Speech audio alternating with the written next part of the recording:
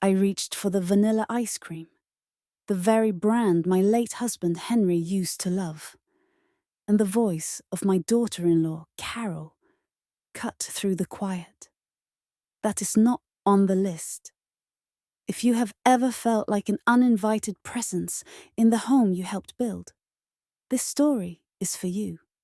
Now, I keep my own grocery money hidden inside a faded birthday card. The last one I received 3 years ago that still had the words, "Thank you," printed on it. The morning begins the same way. I sit in the uncurtained guest room, watching the autumn leaves curl up like old discarded receipts.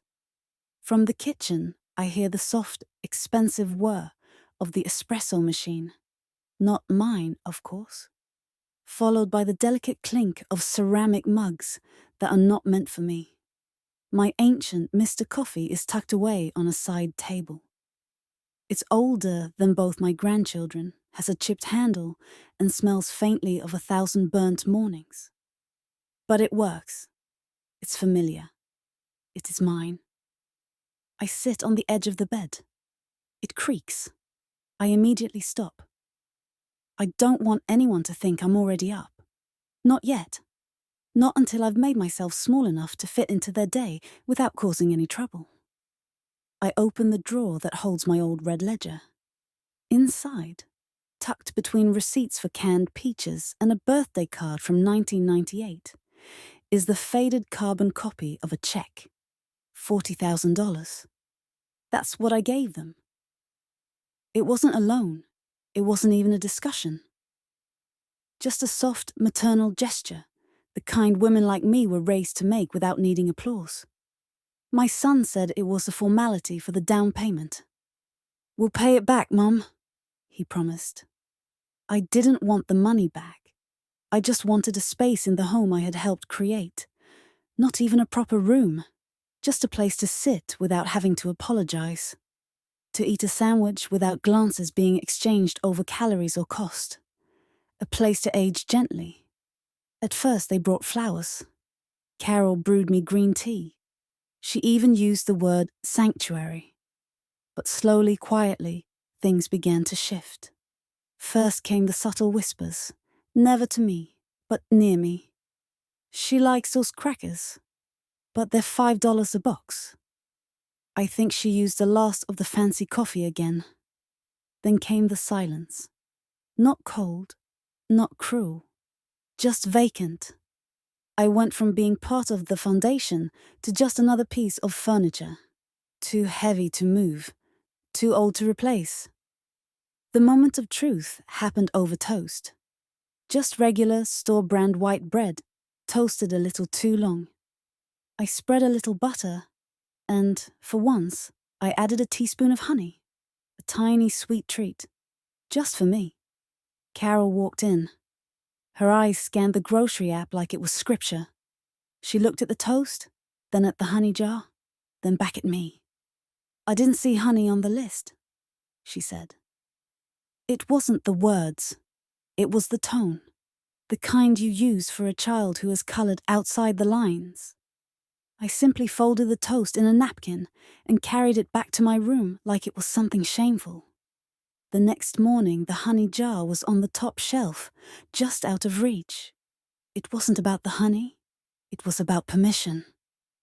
About having to explain a spoonful of comfort to people who were once children in your lap. That night, I skipped dinner.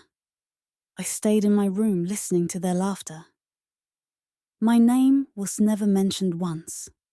When I finally emerged, my plate was on the counter covered in plastic wrap. No note, no seat saved. A silent message. "You've been accounted for. Not included, but counted. There is a difference between being quiet and being silenced. Lately, I wasn't sure which I had become." Something inside me, soft and essential, folded shut. I no longer belonged in the rhythm of their days. And for the first time in years, I didn't want to. I didn't announce my departure. No slammed doors, no raised voices, just a quiet shift in the air. I left a short note, by the old Mr. Coffee machine they never used. A thank you, and a line confirming the check was a gift, not a debt. I wished them happiness. I meant it. I sat on the porch one last time and let the night settle. I smiled. Not the polite practice kind, a real one. One that came from a deep, untouched place and said, I am still here. The bus ride out of town felt like peeling away old wallpaper.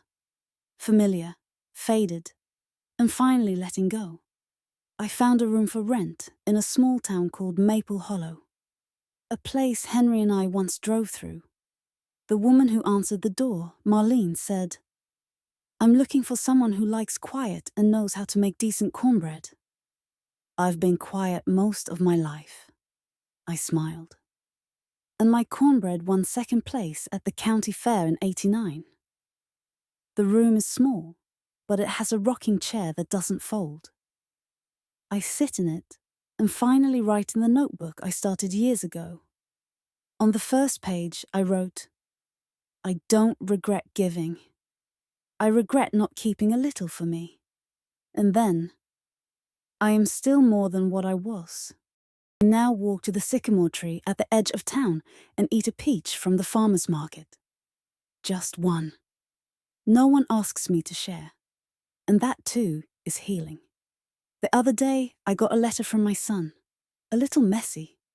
Inside, only 2 lines. I'm sorry, Mom. I see it now. I held the photo he sent.